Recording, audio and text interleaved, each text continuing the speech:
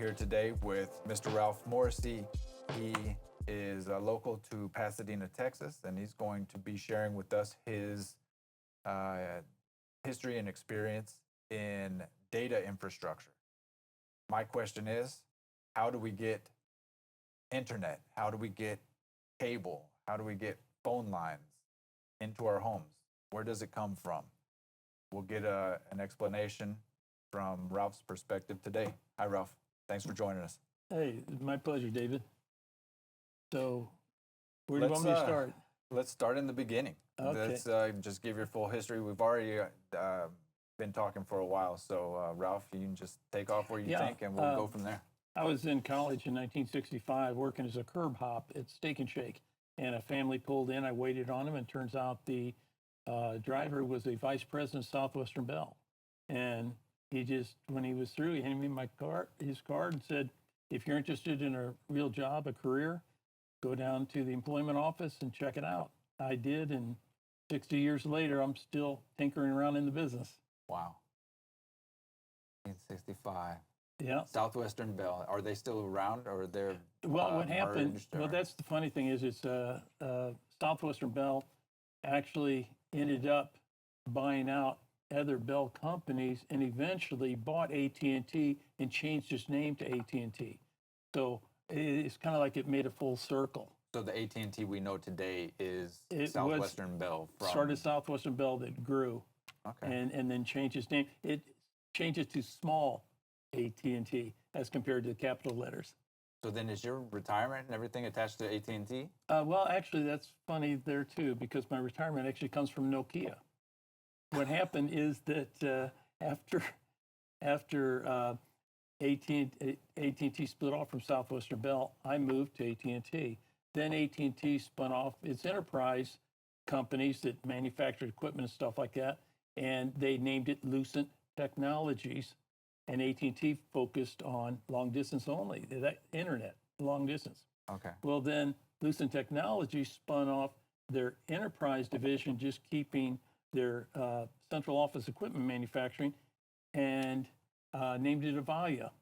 Well, then Avaya got bought out by Nokia. So my check, if you will, each month comes from Nokia. Wow. And Nokia, for those of you kids out there, used to be the cell phone. Back around 2000, those were what everybody had. It wasn't iPhones, it wasn't Galaxy, whatever. It was Nokia phones. Mm-hmm. But now do they even make equipment anymore? Oh yeah, they still manufacture like data switches and things of that nature, and there's other stuff they're into. Just not cell phones anymore. Correct. Okay. So that's how I got into the business, and I remained a technician, and then up in St. Louis, and then finally the company said, you know what, they're really hurting in Houston for technicians. We need some volunteers to transfer to Houston, and you have until tomorrow to make up your mind. And so I went home and just yelled at my wife while she's in the kitchen. I said, hey, how would you like to move to Texas? She said, sure. And I said, okay. And I started filling out the paperwork. She came in and saw what I was doing. What are you doing? I said, well, we're moving to Texas. Well, that brought out a real serious conversation, but we decided to do it anyway. Yeah. Came down here, was a technician again. And then in 1984, 84, is when AT&T split Southwestern Bell. And I decided to go with AT&T equipment side versus Southwestern Bell, the central office side. And then went into sales and marketing, and then finally went into business for myself. Okay. So you say that there's a central office side and an equipment side. Yeah, Western Electric used to manufacture all the Bell equipment, like that phone there. And there you go. And that's when I started my career, that's exactly what I was installing, those kinds of phones in residences. And eventually they came out with some color phones, which was really cool. But anyway, so I went ahead and I was working on those. And then in 1969, they brought out touch tone. That was a huge leap. Boy, that was great, you know. And anyway, as it evolved, finally we ended up with these phones here that work on the internet, voice over IP. And so that's where we are today technologically. And I've made it a point to keep up with all that. But none of this transition or consolidation or standards wouldn't have happened if it weren't for this. Because this is what standardized wiring in general. And because you could have a managed structured cabling system, you could have any technology you wanted. It could be analog, it could be digital, it could be data, and therefore it support any technology that as we evolved. This technology came out in the late 70s, early 80s, and once it was made standard, then everything happened. It's 8 wires and 8 pins, and everything we have out there works to that. So this is a female It's called an for a Cat5. RJ45 jack. And if you notice on the back of this phone, it has 2 of these same RJ45 jacks. So then these are installed in the equipment, and then your Cat5 cable goes in, and the Cat5 can be any type of connection, any type of data or whatever? Yeah, it could be data, it could be analog. We still have a lot of analog today. It doesn't care. It'll handle any technology like that. And now what they do is they keep increasing that. That's Cat5e. They came out with Cat6. Cat5 originally could handle 100 megabit of speed or bandwidth at up to 100 meters. And then they came out with Cat5e, which is 300 megabit for a wire run that's 100 meters. And then they came out with Cat6, which was gigabit. Cat7 is supposed to handle 10 gigabit. Well, I mean, that's like fiber almost, you know? So, but it's still copper wire. And they just, by the way they twist it, band it together, et cetera, they're able to make it handle increase the amount of data that it can hold. Exactly. and the distance that it can travel. Mm-hmm. Okay, so let's go backwards from my house, for instance. Okay, I've got one of these things we have, generally all of us, we have Wi-Fi in our homes. That Wi-Fi is being generated, the signal anyway, from either you have a modem or a router connected to your modem that's connected to wiring coming into your home with one of these, and either the Cat5 or the Cat6 cables that he's talking about. And then that device, the modem, a lot of the modems now have, have built-in Wi-Fi, or you have a router connected to your modem that then is generating the Wi-Fi signal. And then that Cat5 goes to the wall, or they have other devices there that they have to clean the signals. If it's being provided by AT&T, all right, then you're looking at copper, and you're looking at this type of connection. If it turns out it's being provided by a cable company such as Comcast, it'll come in on coax, which is a totally different wiring scheme. I have got DirecTV in my house too, and it's coax to the satellite, and then they've got a device that's coax in. And so it just depends on what you're, but most businesses are using this, and they're using some form of copper and or fiber to make their connection. And then if you have a cable connection in your home, that coax goes to the back of your modem and provides the data into the modem, and then from there you have these to hook to your routers or whatever. Yeah, it converts from coax into the standard copper. Gotcha. And then, so the information comes into the home, and then there's boxes in your backyard or whatever. So that's the last, whatever you said, the line is 100 meters or 300 meters. So then there's a box generally in one of the backyards of the place, or assuming it's a home or an apartment complex, that is like that last line to get to the home from another box in the neighborhood? Right. What it is, usually about every 2 or 3 yards, they have what's called a pedestal, if we're talking AT&T copper, the pedestal. And then the drop wires go from that pedestal to the back of the homes and goes to a protector there for lightning protection. And then from there, it's just hardwired to various locations in the house.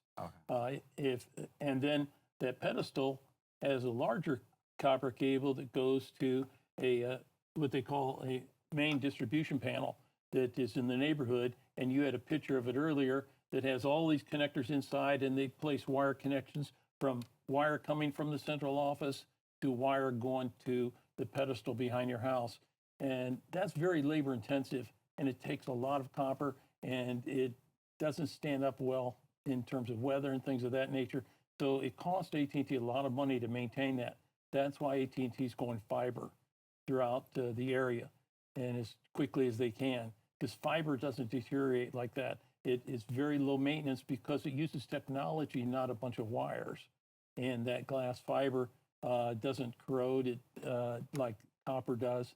And so in fact, the weird thing about copper is in these pedestals, they're usually filled with either fire ants or cockroaches. Somehow that light electrical charge in there draws them. I don't know what it is. Oh, wow. But yeah, that's a weird experience when you open one of those up. And You need to be careful. yes, very much so. How many homes does a single pedestal service? Well, it depends on the size cable, but usually a pedestal normally serve like 2 homes in back and 2 homes here, something like that. And then they'll go down 2 more houses, drop another pedestal. Usually it's that. Now that run may service a couple hundred homes, depending on the size of the cable. From the main service. Right.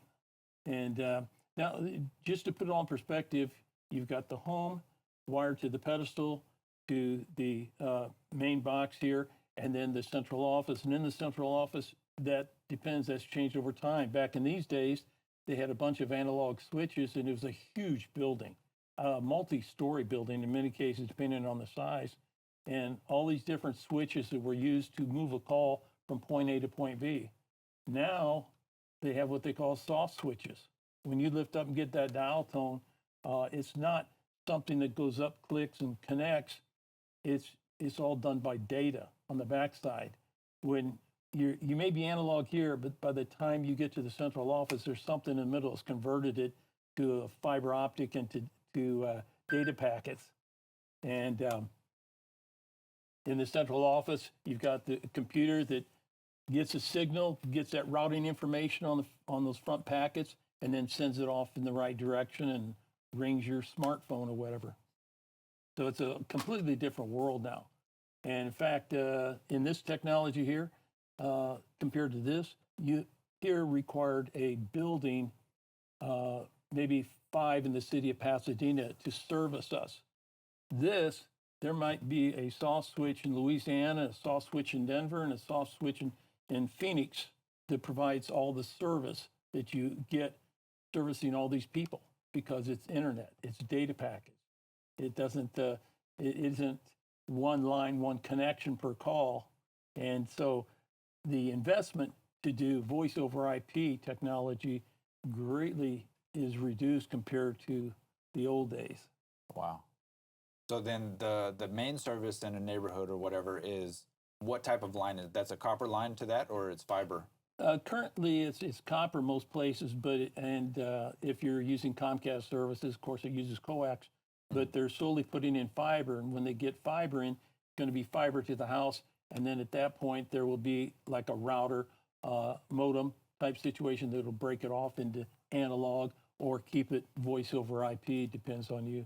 So then when we hear the marketing from, like, I know Google Fiber is a thing, and then you say that AT&T is moving to fiber, it will be fiber from whatever the main source is all the way to the main service in the neighborhood, and then fiber to all the way to the house. All the way to the house. Yeah, they'll still have like pedestals that where they'll bring the fiber down, and then they'll bring fiber in from the various homes and hook them together and provide the service to the house. And the fiber is better than Cat5, because once it gets to the house, then it's still Cat5 to the...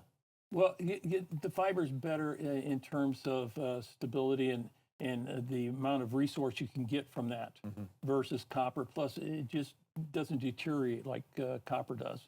And once you get to the house, though, you don't end up with copper into the back of this. It at some point has to convert to this. Basically to the modem. Yeah, so you go to a modem and it's got these ports on the back of it.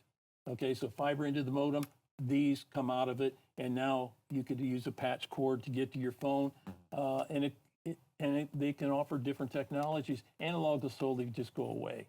But and this is considered analog.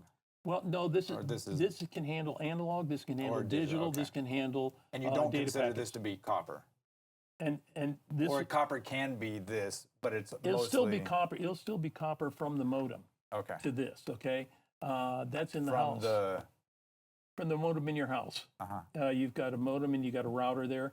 You still have those devices, and wiring from them to a hard line to your computer, whatever.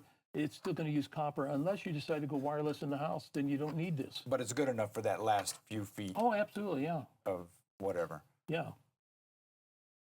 Okay. So then going and getting, is it actual, do they use Cat5 to bring service to the main service, or is it a bigger cable? Well, in the old days, they used large cables that had maybe 200 or 300 pairs of wires in it, and then they have terminals inside. Let me show you a picture that kind of give you an idea of what it looks like. Here's a better picture. This would be a typical panel that you might have where all those wires come in and are punched down, okay? And then what you do is you place cross connections between the various ones so that you connect point A to point B. Like maybe this might be in a local building or something, and there's a business on the third floor, and one of those punchings represents the line going up to the third floor, and the other punching is coming from the central office. And so there I am making that connection. Yes, But that was me. this was just a single time, though. You're not like one of those operators that's plugging it. No. Oh, let me connect Now, you. once you place that connection, they now have dial tone going to their suite. I got you. Well, they have something similar to this, but in a enclosure, a box at various neighborhoods, and it's the same concept. But you can see how labor intensive that technology is as compared to just having, fiber all the way and not I having get to it, have yeah. these kinds of connections in between. No, because this is even an upgrade in the technology versus having the lady on the line and taking the cord and poking it in the hole and that kind of deal, Well, right? actually, to get from that switchboard to your house, there's something similar to this to make that final connection. That's okay? like the one that I showed you before. Is that what it was? Mm-hmm. Okay. Yep. So this, I've been through all this from here to here, and I'll tell you what, I love this. Yeah. No, I get it. Let me ask you this. This kind of, we're talking about AI these days and this kind of thing. Right. Were there any pushback or people worried about implementing new technology? Excuse me. New technology. Were people afraid of any of this stuff as times were changing and the technology was being brought in? Yeah, in fact, one of the funniest ones was back in the old days, you could call it technology, but the numbers used to be Hudson 74226, okay, or yeah. Hudson, like as in the person's last name? Yeah, or see, it's, well, that was so you the would name have of the to- central office, so you would dial Hudson HU and then 7 and so on. Okay. Well, they decided, well, still they'd have these names because they really represent digits anyway. H is 4, U is 8, so they just switch it to 487. Okay. Okay. Well, I actually got pushback on that because I went and installed the phone and I put 487 or whatever it was, and the man said, "That's not my number. My number is HU7." And I said, "Well," and I tried to explain it to him, and he just had. So I had to get out this and then manually draw the letters on there, Showing. Okay. showing his number because he couldn't accept that change in technology. But yeah, a lot of people didn't want to pay the extra $1 a month that you had to pay for Touchtone. So they would rather have the rotary phone just for that purpose. Wow. And No, but did anyone complain about possibly putting the phone operators out of business or taking away jobs? I'm sure the operators did. Yeah. But no, I think people pretty well accepted that. There's an actual training video on YouTube that explains going from the old style phone where you lift it up and the operator asks for the number Yeah. to dial phones and goes through the process of letting you hear the dial tone and explaining how you take it all the way to the finger stop and everything. And I look at that now and I just laugh. But I remember when that came out, yeah, there were people who they liked the convenience, like concierge service, right? Oh, yeah. Yeah. whereas Pick now I up have the phone to, and somebody's yeah, automatically there. exactly. Yeah. Oh, that's crazy. But as far as moving forward now, I mean, you know, we've got all these things now. People aren't nearly as resistant to these changes, and especially if it saves them money or saves them time, or it's cool. You know, Right. it's a lot easier now. But yeah, there was a bit of a challenge back then. Yeah. No, and something that has gone away also is long distance. Not a thing anymore with our phones. In the beginning of the cell phones, again, for you kids out there, long distance was the thing. You had to keep track of how many minutes you spoke or how many text messages you sent and all this kind of stuff. But now with unlimited everything, it's just not a thing anymore. And you don't even have to dial the digit 1 anymore for long distance. Yeah. And then if you use WhatsApp or whatever for making calls, you can speak with somebody on the other side of the planet, and it's like you're talking to somebody across the street. When my father traveled back in the 50s, when he would get somewhere he was going, he would call us, and he'd call person to person. That's where you get an operator on the phone and say, yeah, I'd like to make a person-to-person call, and he'd say his own name, and he'd give him our phone number. So whenever he called, we'd answer the phone and be the operator saying, I have a person-to-person call for Jerry Morrissey. And I'd say, well, he's not here. And the operator would say, well, sir, would you like to speak to someone else? And I could hear my dad's voice say, no, that's okay. Thank you very much. Well, that was the signal. I arrived safely, and I'm not going to pay $3 for that call. That was a $3 phone call back in the 1950s. That's what, $30 today? You know? Wow. And yeah, I know it was cheating, but those are desperate times when you have 10 kids, you know? Yeah. No, I remember a commercial. Add a baby, it's a boy. Oh, yeah. Remember that commercial? Is had a baby, got a boy? Yeah. Yeah. That one. And those were real stories, Yeah. actually. No, it was different times. Mm-hmm. That's crazy. So, okay, we've followed the signal from the main service. So then, where does this stuff come from? Where does the information? Because there's information coming into our homes as Right. well as us making calls and all of this kind of stuff. So, where's the internet come from? Well, and that really, I remember back in the 80s, late 80s, when they were trying to explain the internet. It was really a difficult thing to explain. First off, it got its start with Bell Labs. Back in the 50s and 60s, Bell Labs were developing this, and then they gave it to Berkeley, I believe, and allowed them then to continue to work on it. But generally speaking, it was intended for government, and it was internal, like an intranet. Right. There was no World Wide Web. And so they were using it for internal communications. Of course, that was really secure too.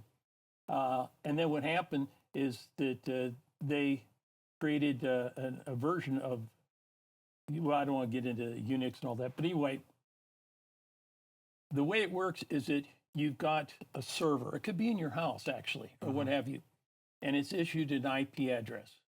And the IP address identifies this location, plus you have a domain name server.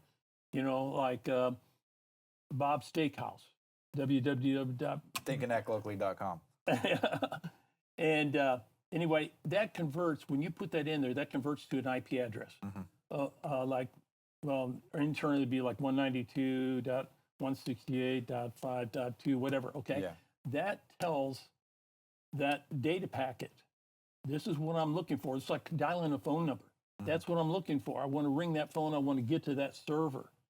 And so as these different servers are installed, that's your internet. You're looking for different servers. Now, there has to be somebody who handles that information. So you have other servers like AT&T and that make these physical connections, okay, to give you internet connection. And then also they take those data packets initially and say, oh, this is where it needs to go, and they send it out in the right direction. And that packet may hit a multitude of different servers and places till it gets where it's going, but it goes lickety split. And so that's kind of what your internet is.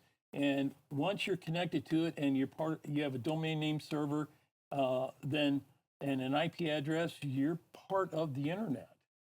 So then the central office, does the central office still exist? Yeah, there's still central offices for voice, but there isn't really a central office for the internet per se. It's different. you have a physical office where all this stuff has to tie together, of course. And where people work and different Yeah, things. people work, and there's main servers that give you this connectivity to the internet. And anyway, so once you have that connectivity, you put in the right IP address or domain server name, www.ralphthephoneman.com. Right. Okay, then you go to that location. If that hosted server accepts it, or you have your own server and your own domain. You know, you have to have a domain to be part of the internet as a server, or you have to have a domain name and use somebody else's domain. And I forget the name of the company that supports my domain, or my website. But All anyway, the hosting services. yeah, that are out hosting there. services is really, and that's kind of what AT&T is. It's kind of a hosting service and then some, because it provides the initial connection. Someone has to make that physical connection. Now, of course, these we can get on the World Wide Web through these because we're going through cell towers and that's our connectivity there. It's not physical, but at some point it is. And at some point it's hitting fibers. You've heard about the Atlantic cables being damaged and things like that. There's still physical connectivities there. We just don't see them because they're hidden. Right, and all that is in background now. And it's, like I say, anybody can become an internet service provider, ISP. Anybody can become that. You just there's certain things you have to go through. There's regulating companies that issue you your domain names and stuff like that. You have to get that issued to you. Okay.